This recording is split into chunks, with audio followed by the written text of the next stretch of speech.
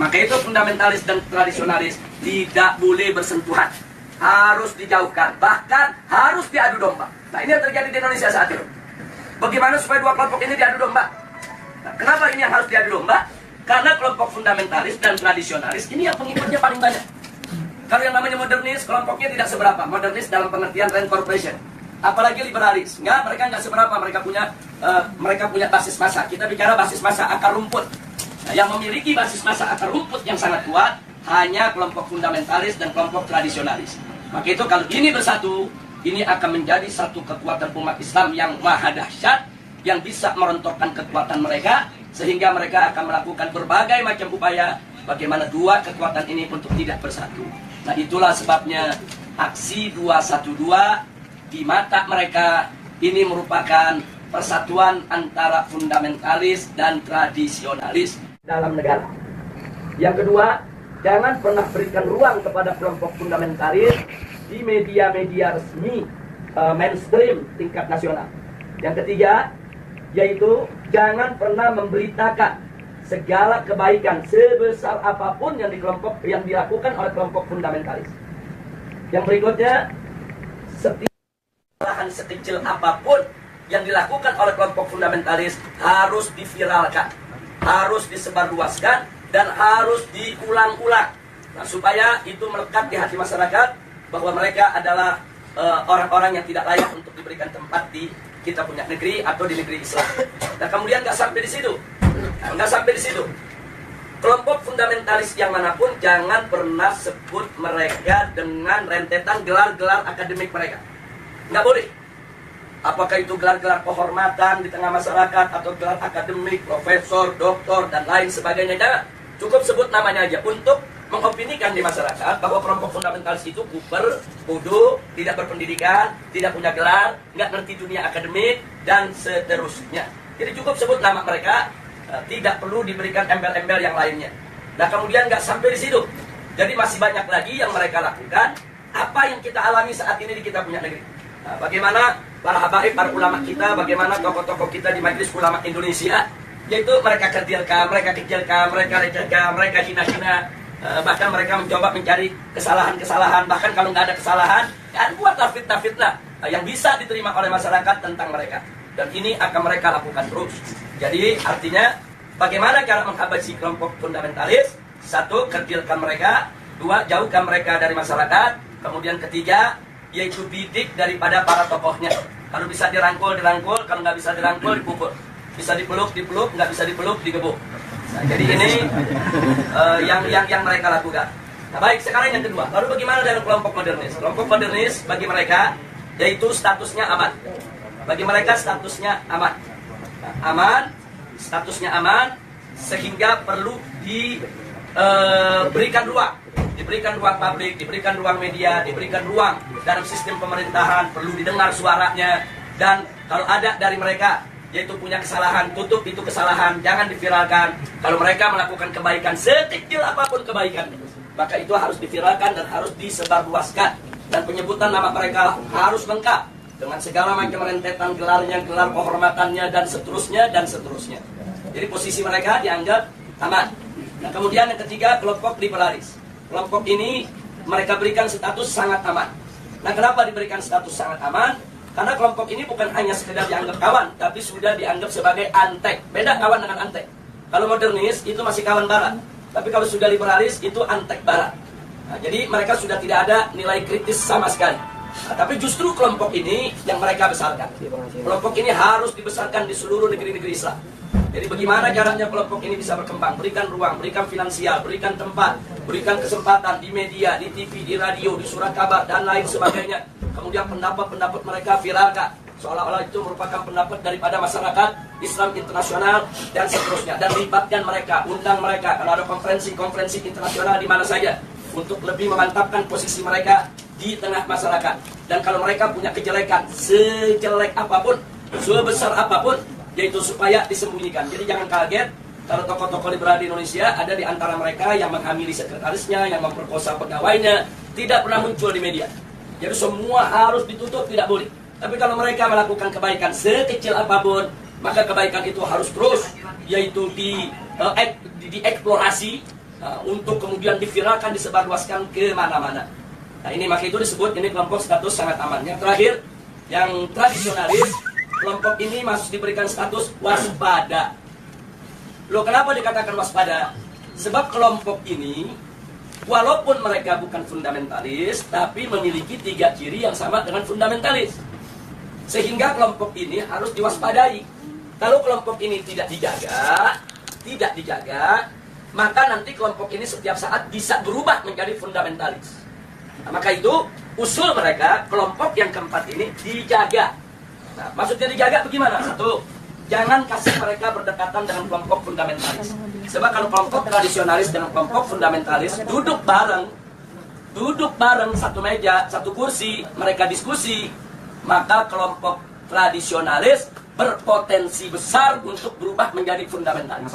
Karena perbedaan mereka cuma sedikit, perbedaan mereka cuma perbedaan definisi ta'rif ad-demokratiyah. Itu aja yang mereka berbeda. Tapi dalam soal dukungan terhadap tatbikus syariah, dukungan terhadap igamatul khilafah, dukungan terhadap sikap kritis terhadap barat, sama. Nggak ada beda antara fundamentalis dengan tradisionalis. Mereka hanya berbeda di dalam mendefinisikan demokrasi. Yang satu mendefinisikan ya demokrasi bertentangan dengan hukum Allah sehingga harus ditangkal sama sekali. Yang satu lagi melihat bahwa demokrasi itu hanya satu cara yang kalau dibawa ke dalam ajaran Islam dia bisa Islami, kalau tidak kalau dikeluarkan dari ajaran Islam dia bisa bertentangan dengan ajaran Islam. Hanya ini saja berbeda. Nah kalau mereka duduk bareng diskusi, maka kelompok tradisionalis berpotensi besar berubah menjadi fundamentalis menurut mereka, menurut Rand Corporation. Maka itu fundamentalis dan tradisionalis tidak boleh bersentuhan, harus dijauhkan, bahkan harus diadu domba. Nah ini yang terjadi di Indonesia saat ini. Bagaimana supaya dua kelompok ini diadu domba? Nah, kenapa ini yang harus diadu domba? Karena kelompok fundamentalis dan tradisionalis ini yang pengikutnya paling banyak. Kalau yang namanya modernis, kelompoknya tidak seberapa. Modernis dalam pengertian Rand Corporation. Apalagi liberalis, mereka nggak seberapa, mereka punya basis massa. Kita bicara basis massa akar rumput. Nah, yang memiliki basis massa akar rumput yang sangat kuat hanya kelompok fundamentalis dan kelompok tradisionalis. Maka itu kalau ini bersatu, ini akan menjadi satu kekuatan umat Islam yang maha dahsyat, yang bisa merontokkan kekuatan mereka, sehingga mereka akan melakukan berbagai macam upaya bagaimana dua kekuatan ini untuk tidak bersatu. Nah itulah sebabnya aksi 212 di mata mereka ini merupakan persatuan antara fundamentalis dan tradisionalis, dan mereka sangat panik, mereka sangat kalap karena yang masuk dalam aksi 212 itu dari semua elemen umat Islam, apapun organisasinya, apapun partai politiknya, apapun mazhab pemikirannya. Mereka datang, mereka tidak tanya Anda NU, Anda Muhammadiyah, Anda FPI, enggak. Mereka nggak nanya Anda P3, Anda PKS, Anda PKB, enggak. Mereka nggak nanya mazhab, Anda Syafi'i, Anda Hambali, Anda enggak. Mereka nggak nanya Anda ini termasuk yang Aswaja, yang Wahabi, atau yang Salafi dan lain. Enggak ada. Mereka hanya tahu Anda Muslim, saya Muslim, kita datang untuk bela Islam. Justru ini yang menakutkan musuh. Nah karena ini membuat mereka panik dan mereka kalap. Akhirnya semua tokoh-tokoh yang terlibat dalam aksi 212 mereka kriminalisasi. Sebagian ada yang dimakarisasi, sebagian ada yang diterorisasi, sebagian ada yang dikriminalisasi. Yang diterorisasi umpamanya Ustadz Bakhtiar Nasir, dikait-kaitkan gerakannya dengan ISIS, dengan sumbangan untuk teroris dan lain sebagainya. Ini namanya terorisasi. Nah, sedangkan makarisasi seperti Kiai Khattab, Muhammad Al-Khattab yang saat ini ditahan dan dipenjara. Nah, ini dikait-kaitkan dengan inilah gembong yang membuat makar, inilah yang ingin menggulingkan pemerintah dan lain sebagainya. Ini namanya makarisasi. Nah, sedangkan kriminalisasi, aneka ragam tindak yang dianggap pidana itu dinisbahkan kepada para aktivis kita.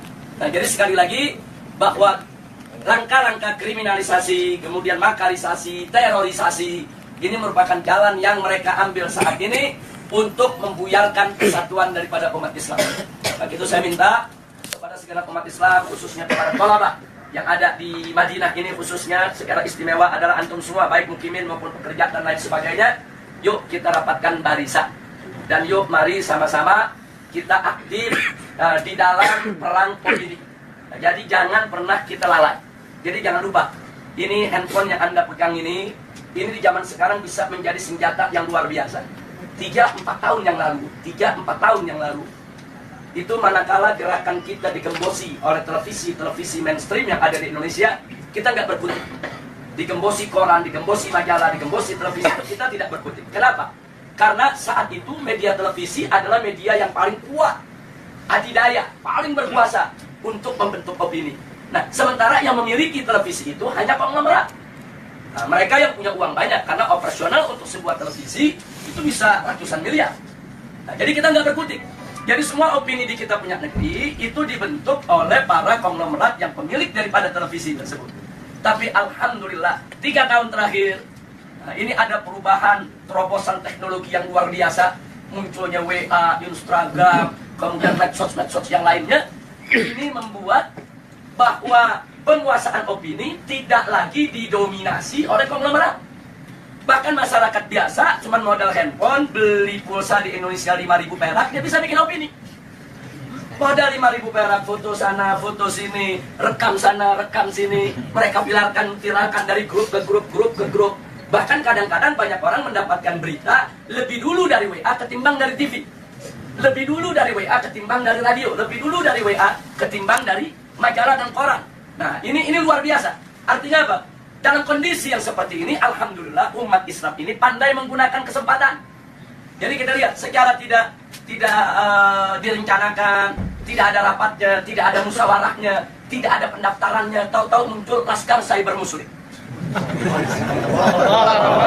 Netizennya nggak main-main itu, yang mendukung itu. Itu kalau ada satu akun menyerang Islam, itu bisa ada jutaan akun nyerang balik kepada persatuan. Jadi artinya ini kan nggak ada kan kantor Laskar Cyber Muslim, nggak ada. Nggak ada. Siapa pemimpinannya, ketua umum Laskar Cyber Muslim? Nggak ada. Ini muncul begitu aja di dunia media. Tapi jangan lupa, justru Laskar inilah yang berjasa besar dalam setiap aksi bela Islam yang ada di Indonesia. Jadi mereka yang memviralkan berita, mereka yang buat pertahanan opini, mereka yang bentuk opini. Kalau ada opini-opini buruk terhadap para ulama, para kiai, mereka yang memendung, mereka yang hantam balik, dan seterusnya dan seterusnya. Dan kekuatan mereka dahsyat. Dahsyat. Itu kalau dihitung daripada frekuensi yang ada di dalam medsos, itu kekuatan netizen yang ada di Laskar Cyber Muslim ini lebih dari 2 juta orang. Jadi nggak main-main, mereka bisa bentuk opini. Nah, ini yang mesti kita jaga, ini yang mesti kita satukan. Nah, makanya di negeri kita, Indonesia, sekarang begitu mereka kalang kabut melihat serangan medsos, mulailah ada undang-undang untuk membatasi medsos, bikin aturan-aturan supaya medsos nggak sembarangan. Iya, karena mereka kalah. Kalau mereka menang, mereka nggak bikin aturan.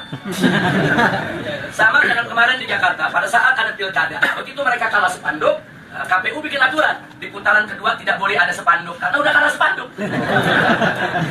Loh, kenapa bisa kalah? Karena di masyarakat Jakarta, secara sendiri-sendiri, bukan dibayar oleh calon gubernur, mereka bikin spanduk di mana-mana.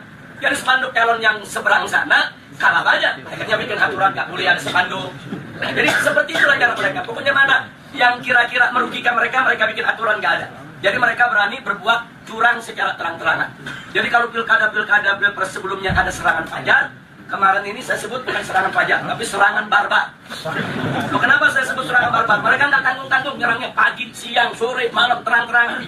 Di Jakarta ada hujan sembako, banjir duit, luar biasa. Nah, jadi memang itu peristiwa luar biasa, tapi alhamdulillah Rabbuna yansurul muslimin. Amin. Muslimin di Indonesia, alhamdulillah. Ala barakatillah subhanahu wa ta'ala. Allah masih memberikan kemenangan kepada kita sampai saat ini. Sebelum saya akhiri, mungkin nanti ada yang ingin menambahkan atau ada ingin bertanya atau minta penjelasan. Maka di sini yang ingin saya ingatkan adalah bahwa persatuan ini penting. Allah subhanahu wa ta'ala qala wa'tasimu bihablillahi jami'a wa la tafarraqu. Jadi al-i'tisam bihablillah ini luar biasa. Ini daruri. Jadi kita harus bersatu dalam iman, bersatu dalam Islam, bersatu dalam ihsan, bersatu di dalam penegakan hukum Allah subhanahu wa ta'ala. Wa la tafarraqu, dan jangan sekali-kali kamu bercerai. Jangan lupa bahwa persatuan itu bukan hanya sekedar sumber kekuatan, tapi persatuan itu juga merupakan sumber pertolongan Allah. Di mana kita tahu An-Nabi alaihi salatu wassalam alaikum bil jamaah fa inna yadallahi ma'al jamaah. Jadi wajib atas kamu sekalian, yaitu berjamaah, bersatu, bersaudara, yaitu berjuang bersama. Nah, kenapa? Karena memang pertolongan Allah itu ada pada kebersamaan. Jadi pada saat kita bersama, kita bersatu, nggak usah khawatir, segala kesulitan akan menjadi mudah. Kenapa? Karena di situ ada keberkahan, di situ ada pertolongan Allah subhanahu wa ta'ala. Dan kalau Allah sudah menolong, tidak ada satu kekuatan pun yang bisa menghalanginya. Dan saya berbagi pengalaman sedikit sebelum saya akhiri.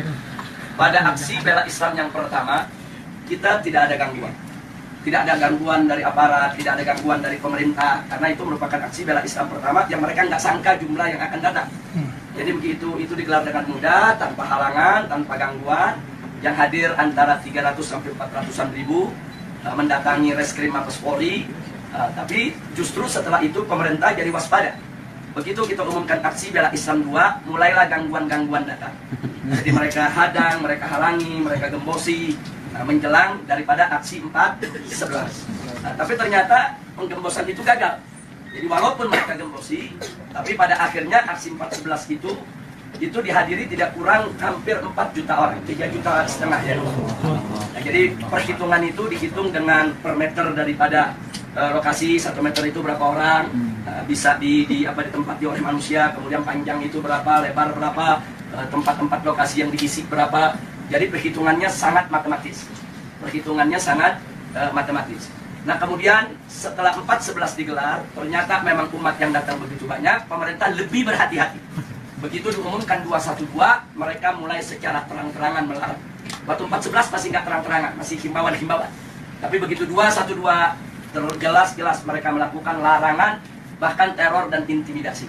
Jadi pesantren-pesantren didatangi, kiai-kiai didatangi, dibujuk, dirayu supaya tidak turun dengan berbagai macam iming-iming. Dan kalau yang nggak mau, tetap mau turun juga, mereka teror, mereka intimidasi, mereka takut-takuti dan lain sebagainya. Bahkan perusahaan bis di mana-mana, khususnya Jakarta, Sumatera, itu diteror, diancam akan dicabut. Mereka punya lisensi, mereka punya izin trayek, kalau mereka berani mengangkut umat Islam ke Jakarta. Jadi sudah digembosi habis-habisan. Secara logika 212 gagal. Jadi besok aksi 212 malam ini saya dan kawan-kawan masih berkumpul dengan Ustaz Bakhtiar Nasir, Ustaz Zaitun Rasmin, kemudian juga dengan kawan-kawan dari MUI, kawan-kawan dari FUI, dan seterusnya. Kita saat itu melihat tekanan-tekanan yang begitu hebat. Secara logika besok ini separuh dari 4/11 saja udah hebat. Separuh dari 4/11 saja udah hebat. Jangankan separuh, bisa 1 Monas saja udah cukup. Jadi memang betul-betul kondisinya, tekanannya luar biasa. Nah, pertanyaannya kenapa pemerintah melakukan tekanan yang lebih luar biasa pada saat itu? Karena mereka gagal di 4/11. Jadi mereka nggak mau gagal lagi di 212. Tapi subhanallah, makin ditekan, makin dihadang, makin dilarang, semangat umat Islam dari mana-mana semakin menggebu-gebu. Dan akhirnya yang paling fenomenal adalah bagaimana 10.000 santri dari Ciamis berjalan kaki ke Jakarta. Allahu Akbar. Dan itu bukan tidak punya pengaruh, itu takdir pengaruh yang ada di tengah masyarakat besar. Gara-gara Ciamis jalan dengan jarak 300 km lebih, itu mendorong tempat-tempat lain nggak peduli. Oh nggak ada bis, nggak ada kendaraan, ya kita jalan kaki rame-rame. Nah, ini di luar dugaan. Dan besoknya yang hadir itu hampir 8 juta orang, 7 juta orang lebih. Nah, jadi ini adalah pertolongan Allah. Tidak ada satu orang pun, satu manusia pun, satu tokoh apapun, sehebat apapun dia, yang mampu mengumpulkan manusia sebanyak itu dengan tujuan yang sama, kecuali dengan pertolongan Allah. Semata-mata Allah punya pertolongan. Nah, akhirnya digelarlah 212. Semua itu adalah pertolongan Allah Subhanahu wa Ta'ala. Nah, kita sudah sampaikan kepada pemerintah pasca 212, mestinya energi 212 itu jangan dianggap oleh pemerintah sebagai ancaman. Jangan. Mestinya dengan energi 212 itu pemerintah lebih ayem rumangsa aman dununge rasa kandayen iman sabar narima najan pas-pasan kabeh inapdir saking